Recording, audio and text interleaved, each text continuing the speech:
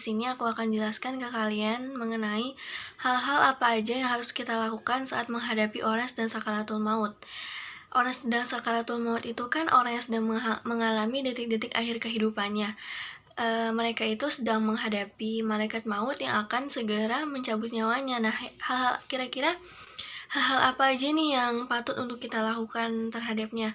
Yang pertama adalah menalkin. Menalkin di sini bukan dalam artian memperdengarkan syahadat kita, melainkan menuntun orang yang sedang sakaratul maut untuk mengucapkan kalimat syahadat beriringan dengan ucapan kita. Nah, yang kedua adalah berkata dan berperilaku yang baik di hadapan orang yang sedang sakaratul maut. Yang ketiga adalah seorang muslim diperbolehkan menjenguk non-muslim lainnya sedang sakaratul maut dengan tujuan untuk menawarkan Islam, dengan harapan ia mau menerima Islam. Oke, selanjutnya aku akan bahas tentang hal-hal apa aja yang harus kita lakukan pada jenazah. Yang pertama yang harus kita lakukan adalah mengusap wajah sang jenazah agar agar mata serta mulutnya itu tertutup gitu. Nah, yang kedua adalah menutupi seluruh tubuh jenazah dengan rapat, terutama wanita di bagian rambut ya, karena kan biasanya banyak tuh kerabat yang bukan mahramnya untuk suka melihatkan jenazahnya. Nah, jenazah perempuan itu dianjurkan untuk menutup seluruh tubuhnya dari ujung kepala sampai ujung kaki. Dan yang ketiga adalah menyegerakan pemakaman. Dan yang keempat adalah melunasi hutang-hutang sang jenazah. Assalamualaikum warahmatullahi wabarakatuh adik-adik semua. Hari ini Ibu akan menjelaskan tentang materi jual beli. Di materi jual beli ini kita memiliki 2 poin. Yang poin pertama yaitu adalah syarat sahnya jual beli. Yang poin kedua adalah jual beli yang diperbolehkan dan dilarang. Kita ke poin pertama. Poin yang pertama yaitu adalah syarat sahnya jual beli. Jual beli bisa dikatakan sah apabila memenuhi syarat-syarat tertentu itu untuk menghindari adanya perselisihan antara penjual dan pembeli akibat adanya kecurangan dalam jual beli. Adapun syarat-syarat sah jual beli adalah sebagai berikut. Yang pertama, syarat penjual dan pembeli. Poin pertama, jual beli dilakukan oleh orang yang berakal agar tidak tertipu dalam jual beli. Poin yang kedua, jual beli dilakukan atas kemauan sendiri atau tidak dipaksa. Poin ketiga, penjual dan pembeli sudah balik atau dewasa. Akan tetapi, anak-anak yang belum balik dibolehkan melakukan jual beli untuk barang-barang yang bernilai kecil. Misalnya jual beli buku dan koran. Yang kedua, syarat barang yang dijual. Poin pertama, keadaan barang suci atau dapat disucikan. Poin yang kedua, barang yang dijual memiliki manfaat. Poin yang ketiga, barang yang dijual adalah milik penjual atau milik orang lain yang dipercayakan kepadanya untuk dijual. Poin yang keempat, barang yang dijual dapat diserah terimakan sehingga tidak terjadi penipuan dalam jual beli. Poin yang kelima, barang yang dijual dapat diketahui dengan jelas baik ukuran, bentuk, sifat, dan bentuknya oleh penjual dan pembeli. Yang ketiga, syarat ijab qabul. Ijab adalah penyataan penjual barang, sedangkan qabul adalah perkataan pembeli barang. Ijab qabul merupakan kesepakatan antara penjual dan pembeli atas dasar suka sama suka. Ijab dan qabul dikatakan sah apabila memenuhi syaratnya sebagai berikut. Yang pertama, qabul harus sesuai dengan ijab. Yang kedua, ada kesepakatan antara ijab dengan qabul pada barang yang ditentukan mengenai ukuran dan harganya. Yang ketiga, akad tidak dikaitkan dengan sesuatu yang tidak ada hubungannya dengan akad. Misalnya, buku ini akan saya jual kepadamu 10.000 jika saya menemukan uangnya. Yang keempat, akad tidak boleh diselang lama karena hal itu masih berupa janji. Kita kembali ke poin kedua ya adik-adik semua. Poin kedua yaitu jual beli yang diperbolehkan dan jual beli yang tidak diperbolehkan. Ayo kita mulai. Jual beli yang diperbolehkan. Berikut ini adalah ciri-ciri jual beli yang dibolehkan dalam Islam. Pertama, telah memenuhi rukun dan syarat dalam jual beli. Yang kedua, jenis barang yang dijual halal. Yang ketiga, jenis barangnya suci. Keempat, barang yang dijual memiliki manfaat. Yang kelima, atas dasar suka sama suka, bukan karena paksaan. Yang keenam, saling menguntungkan. Jual beli yang dilarang. Adapun bentuk-bentuk jual beli yang terlarang dalam agama Islam karena merugikan masyarakat diantaranya sebagai berikut. Pertama, memperjualbelikan barang-barang yang haram. Kedua, jual beli barang untuk mengacaukan pasar. Ketiga, jual beli barang curian. Keempat, jual beli dengan syarat tertentu. Kelima, jual beli yang mengandung unsur tipuan. Keenam, jual beli barang yang belum jelas, misalnya menjual ikan dalam kolam. Ketujuh, jual beli barang untuk ditimbun. Assalamualaikum warahmatullahi wabarakatuh. Halo, nama saya Fadia Nur Afriani dari kelas 4B Tarbiyah PAI. Di sini saya akan membahas peristiwa Isra Mi'raj. Peristiwa Isra Mi'raj terjadi pada tanggal 27 Rajab pada tahun ke-8 kenabian. Pada dasarnya peristiwa Isra Mi'raj yaitu dua peristiwa yang berbeda namun terjadi pada satu malam. Peristiwa Isra ialah perjalanan Nabi Muhammad SAW dari Masjidil Haram sampai ke Masjidil Aqsa yang berada di kota Syam. Perjalanan Isra secara singkat, yaitu pada malam hari Rasulullah SAW didatangi oleh malaikat Jibril dan kendaraannya yaitu buruk yang satu langkahnya itu secepat kilat. Lalu Rasulullah SAW menuju ke sumur air Zam-Zam. Di sana malaikat Jibril membelah dada Rasulullah SAW untuk membersihkan hatinya. Dibersihkanlah hati Nabi Muhammad dengan air Zam-Zam. Setelah itu Rasulullah SAW berangkat ke Masjidil Aqsa dengan mengendarai buruk dengan Jibril. Setelah perjalanan Isra selesai dari Masjidil Haram sampai Masjidil Aqsa, sekarang kita membahas peristiwa Mi'raj, yaitu Rasulullah menuju langit ke Sidratul Muntaha untuk menemui Allah. Perjalanan Mi'raj ini yaitu bertujuan untuk bertemu dengan Allah Subhanahu wa Ta'ala, untuk menerima wahyu dari Allah yang akan disampaikan kepada umat Nabi Muhammad SAW.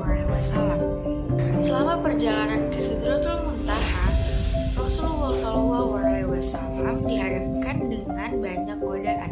Godaan yang pertama, ketika Rasul ditawari meminum khamar atau susu, tetapi Rasulullah SAW lebih memilih susu.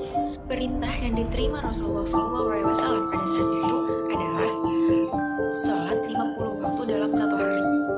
Namun ketika Rasul menerima wahyu itu, Rasul diperingatkan oleh Nabi Musa untuk memperhatikan kemampuan umatnya.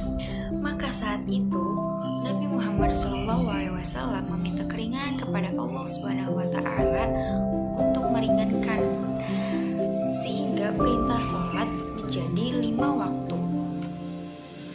Sidratul Muntaha di langit ketujuh adalah perjalanan terakhir Nabi Muhammad SAW untuk menerima perintah Allah Subhanahu wa Ta'ala.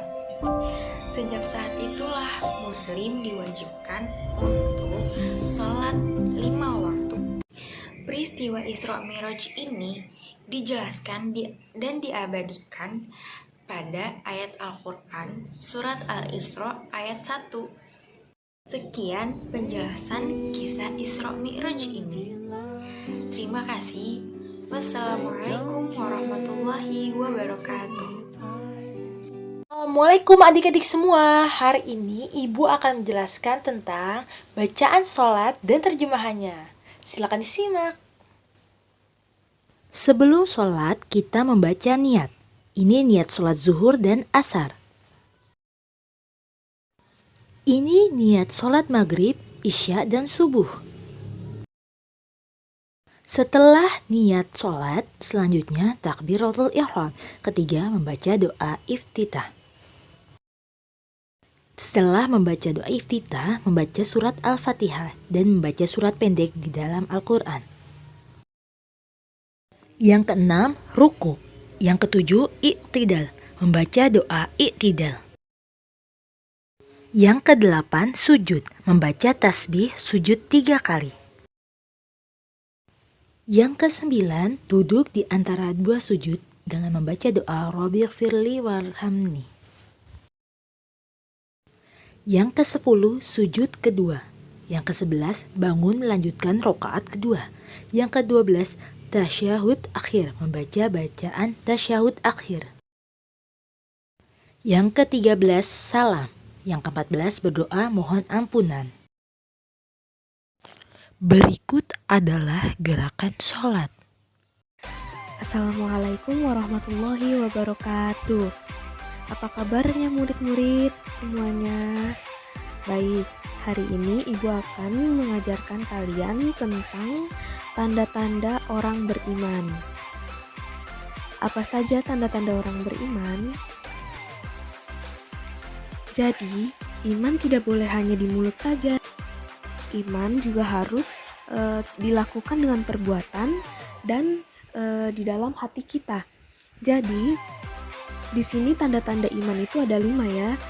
Jadi yang pertama, kalau disebutkan nama Allah maka hatinya bergetar.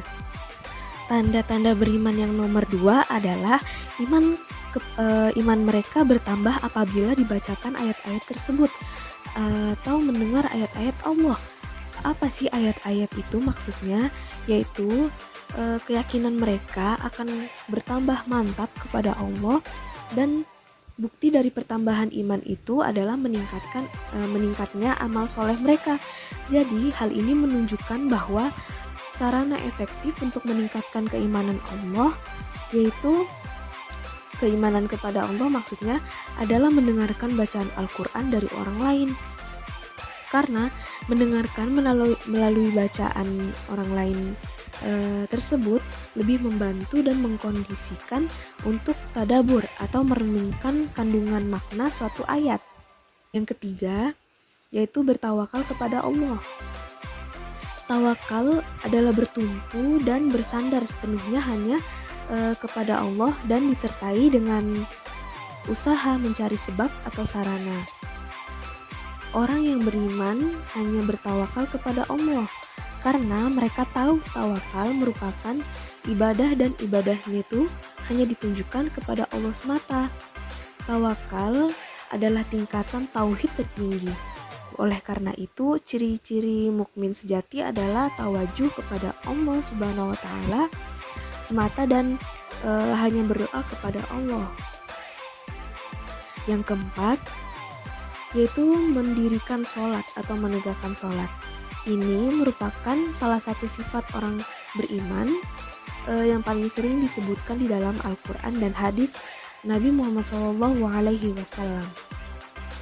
Mendirikan atau menegakkan sholat bukan sekadar mengerjakan sholat, karena yang dimaksud dalam iqamatus sholah atau mendirikan sholat adalah mendirikan sholat untuk memenuhi rukun-rukun dan syarat-syarat, sunnah-sunnah dan adab-adabnya.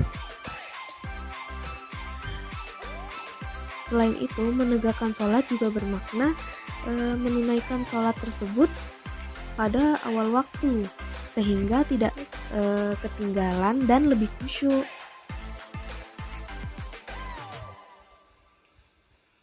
Karena penunaian dan penegakan sholat secara sempurna menyempurnakan rukun, syarat, wajib, sunnah dan adabnya serta dilakukan dengan khusyuk dan tertib dalam waktu, cara dan tempat yang diharapkan, membuahkan hasil mencegah seseorang dari perbuatan keji, mungkar dan sia-sia. Nah, yang kelima yaitu menginfakkan sebagian rizki yang mereka miliki. Rizki yang dimaksud ini tidak hanya berupa harta, tapi termasuk di dalamnya ada ilmu, kedudukan, dan kesehatan. Orang yang beriman menginfakkan ke semua itu sebagai bukti iman dan taat mereka kepada Allah. Infak ini bisa mencakup yang wajib maupun yang sunnah, karena ibadah dengan harta memiliki ragam bentuk seperti zakat, infak, sedekah, hibah, hadiah, dan memberi pinjaman. Masih banyak lagi. Dan bukan hanya itu, ciri dan sifat orang beriman bukan hanya 5 poin yang disebutkan di atas loh, meskipun ayat di atas ditutup dengan penegasan bahwa mereka itulah orang yang beriman yang sebenarnya. Tapi hal ini juga untuk membatasi sifat orang beriman pada 5 poin itu saja ya. Tapi 5 poin yang di atas itu untuk mewakili amalan hati yang paling afdol dan amalan anggota badan yang paling afdol juga. Cukuplah pertemuan kita untuk hari ini. Kurang lebihnya mohon dimaafkan. Wabillahi taufiq wal hidayah. Wassalamualaikum warahmatullahi wabarakatuh. Makna menunaikan sholat tersebut pada awal waktu sehingga tidak ketinggalan dan lebih khusyuk.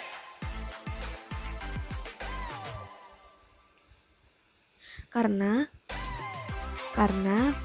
penunaian dan penegakan sholat secara sempurna menyempurnakan rukun, syarat, wajib, sunnah dan adatnya serta dilakukan dengan khusyuk dan tertib.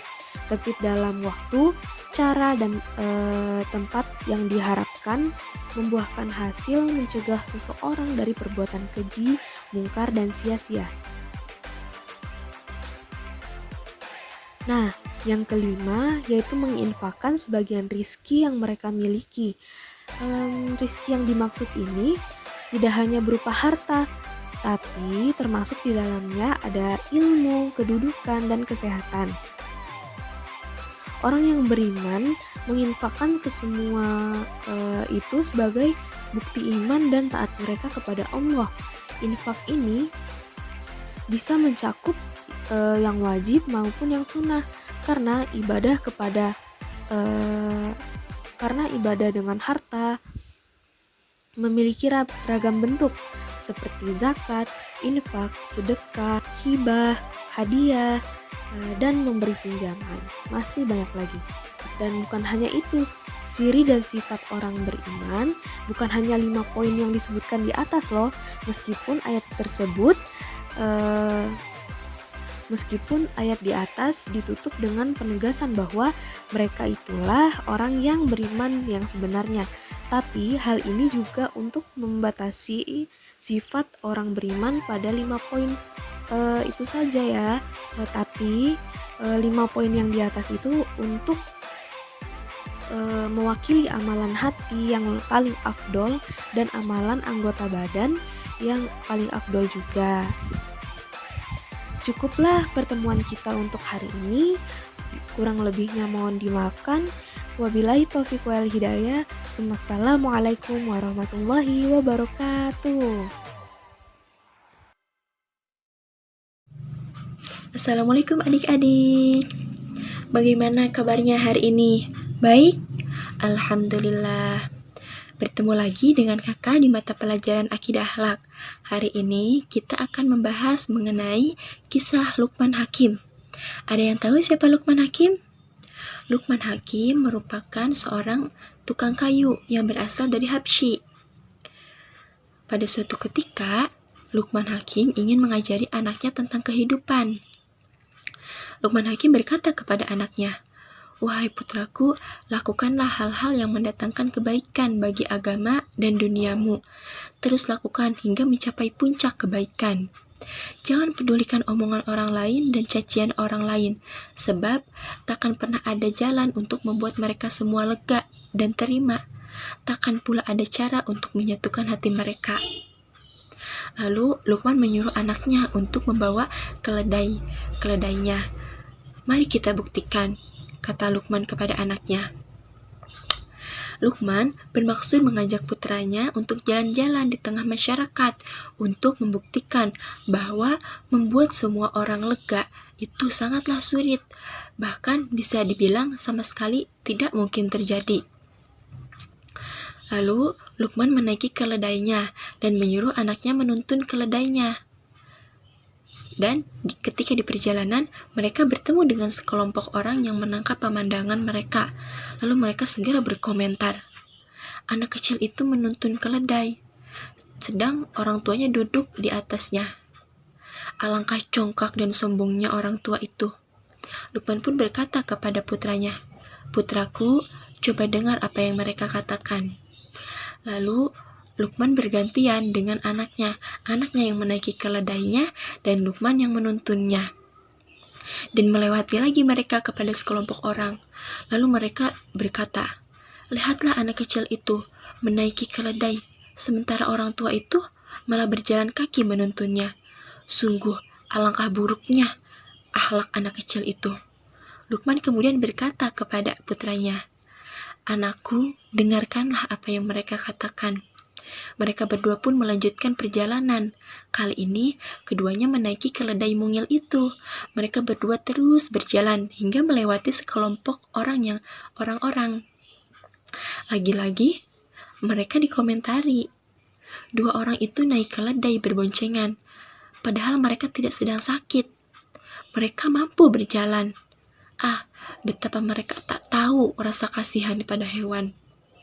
Lukman Hakim berkata lagi pada putranya, "Dengarkanlah apa yang mereka katakan, wahai putraku." Tanpa menghiraukan caci maki orang-orang itu, Lukman dan putranya kembali melanjutkan perjalanan. Terakhir, kali ini mereka berjalan kaki bersama-sama sambil menuntun keledainya. Lalu, apa yang dikatakan orang-orang? "Subhanallah, lihat dua orang itu menuntun keledai bersama, padahal keledai itu sehat, kuat. Kenapa mereka tidak menaikinya saja? Betapa bodohnya mereka itu." Lukman berkata kepada putranya, "Dengarlah apa yang mereka katakan. Bukankah aku telah berkata kepadamu, lakukan apa yang bermanfaat bagimu, dan jangan kau hiraukan orang lain. Aku harap kau bisa mengambil pelajarannya." Begitu.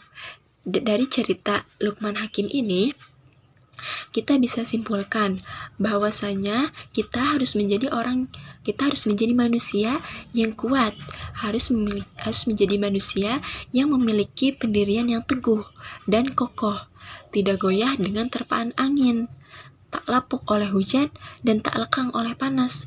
Maksudnya bagaimana? Ya, kita sebagai manusia harus tetap kuat dan kokoh terhadap pendirian kita, terhadap apa yang kita tuju dan apa yang kita cita-citakan, dan jangan hiraukan perkataan dan caci maki orang lain. Bagaimana dengan kisah Lukman Hakim? Menarik bukan? Nah, dengan kisah Lukman Hakim itu menjadi pelajaran bagi kita bahwasanya kita harus tetap kokoh dan tetap harus kuat terhadap pendirian kita. Selanjutnya, kita akan berlanjut kepada pelajaran akhlak. Di sini kakak akan menjelaskan tentang dermawan, bekerja keras, dan berbuat adil. Dermawan adalah murah hati, suka memberi. Dermawan merupakan sifat memberikan harta dengan senang hati. Dalam kondisi memang wajib memberi sesuai kepatasannya, dengan tanpa mengharap imbalan, pujian, kedudukan, atau sekedar ucapan terima kasih. Sifat ini merupakan salah satu sifat terpuji, karena dengan sifat ini kita akan menjadi orang yang sangat dicintai Allah dan disukai sesama manusia. Siapa yang ingin dicintai Allah dan disukai sesama manusia? Semuanya mau kan dicintai Allah dan sesama manusia? Makanya itu kita harus mempunyai sifat dermawan. Contohnya seperti apa sih? Contoh dari sifat dermawan adalah orang yang suka memberi atau sedekah kepada sesama. Bagaimana? Kalian sudah termasuk orang yang dermawan? Lalu yang kedua adalah kerja keras. Kerja keras adalah kegiatan yang dikerjakan secara sungguh-sungguh, tanpa mengenal lelah atau berhenti sebelum target kerjanya tercapai, dan selalu mengutamakan atau memperhatikan kepuasan hasil pada setiap kegiatan yang dilakukan. Contohnya seperti apa? Contohnya, kita sebagai seorang murid, maka harus bekerja keras, belajar dengan tekun, tidak hanya di sekolah, tapi kita harus tetap belajar juga di rumah agar mencapai cita-cita kita. Apa cita-cita kita? Menjadi juara kelas, menjadi anak kebanggaan orang tua kita. Seperti itu. Lalu yang ketiga, berbuat adil. Adil itu apa sih? Adil itu menempatkan sesuatu pada tempatnya. Contohnya seperti apa? Contohnya, misalkan adik-adik di sini ada yang punya kakak atau ada juga yang punya adik. Contohnya seperti ini. Si adik yang masih sekolah SD mendapatkan uang saku 10.000 dan si kakak yang sudah SMA mendapatkan uang saku 10.000 juga. Ini bukan adil, tetapi ini tidak menempatkan sesuatu kepada tempatnya. Loh, kenapa? Kan sama rata. Adil itu bukan berarti sama rata, tapi kembali kepada yang tadi, menempatkan sesuatu kepada tempatnya. Lalu harusnya bagaimana? Seharusnya si adik yang masih sekolah SD mendapatkan uang saku 5.000 dan kakak yang sekolah SMA mendapatkan uang saku sebanyak 20.000. Loh, kok beda? Iya, karena anak SD dan anak SMA berbeda keperluan dan kebutuhannya. Anak SMA memiliki keperluan yang jauh lebih banyak daripada anak SD. Begitu. Bagaimana, bisa dipahami? Semoga dapat dipahami dengan baik ya. Sekian pelajaran akidah akhlak hari ini. Semoga bermanfaat bagi kita semua. Kurang lebihnya mohon maaf. Wassalamualaikum warahmatullahi wabarakatuh. Assalamualaikum warahmatullahi wabarakatuh. Nama saya Zahra Firdausi yang akan menjelaskan tentang puasa Ramadan. Puasa Ramadan adalah puasa yang dilakukan 1 bulan penuh hanya dalam 1 tahun sekali. Jadi dalam 12 bulan itu hanya ada 1 bulan yang dimana kita semua sebagai umat muslim diwajibkan untuk berpuasa.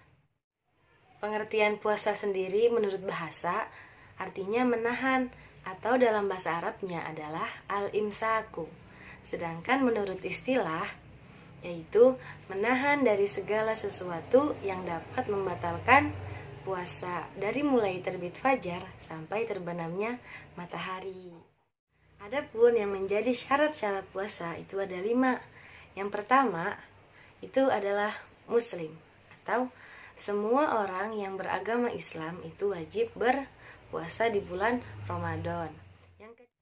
Yang kedua adalah balik, di mana setiap muslim yang sudah balik itu diwajibkan untuk berpuasa. Yang ketiga itu adalah berakal, di mana setiap muslim yang berakal artinya dia tidak gila atau tidak hilang akal, maka dia wajib berpuasa. Yang keempat adalah suci dari hadas.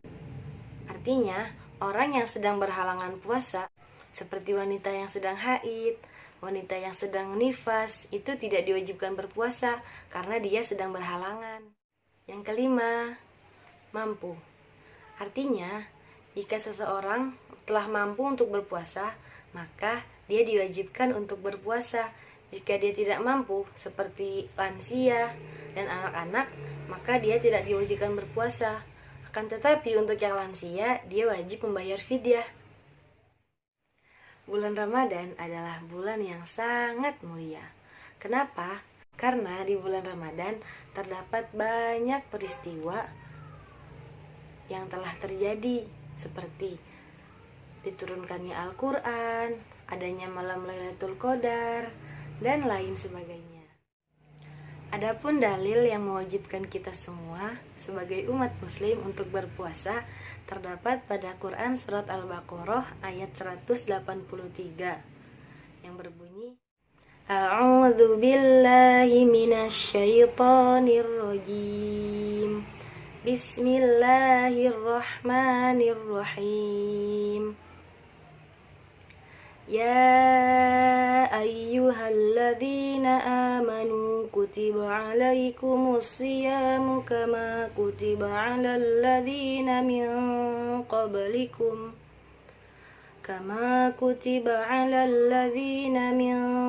qablikum la'allakum tattaqun. Yang artinya, wahai orang-orang yang beriman, diwajibkan atasmu untuk berpuasa, sebagaimana diwajibkannya orang-orang sebelum kamu, agar kamu bertakwa. Quran Surat Al-Baqarah ayat 183. Adapun amalan-amalan yang dapat kita lakukan yang bernilai pahala di sisi Allah Subhanahu wa Ta'ala yang akan dilipat gandakan, karena di bulan Ramadan ini merupakan bulan yang penuh dengan kemuliaan, yang dimana syaitan-syaitan sedang dikurung oleh Allah agar tidak mengganggu manusia ketika beribadah kepada Allah pada bulan Ramadan. Oleh karena itu, kita semua dianjurkan untuk melakukan perbuatan baik di bulan Ramadan, seperti kita membaca Al-Quran, kita menghatamkan Al-Quran, kita bersolawat, kita berwukuf di masjid dengan zikir kepada Allah, dan masih banyak lagi. Aku akan bernyanyi tentang lagu menyambut Ramadan. Marhaban ya syahrul Ramadan ya syahrul syiyam. Marhaban ya syahrul Ramadan ya syahrul syiyam. Selamat datang Ramadan, bulan penuh ampunan. Selamat datang Ramadan, bulan penuh ampunan. Terima kasih. Wassalamualaikum warahmatullahi wabarakatuh.